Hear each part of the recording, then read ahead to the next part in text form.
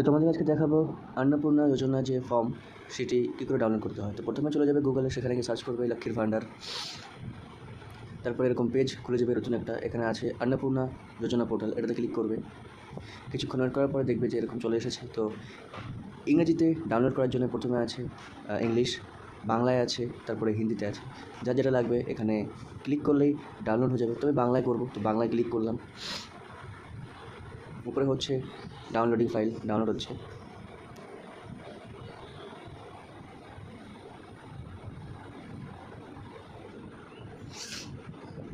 Download হয়ে যাওয়ার পরে এখানে ক্লিক করবে। এই যে ফর্ম তোমরা দেখতেই পাচ্ছ, 13 পৃষ্ঠার ফর্ম আছে এখানে। ঠিক আছে, ফাইনালি ফর্ম ডাউনলোড হয়ে গেছে।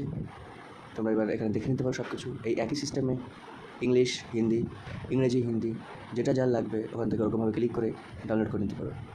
Thank you.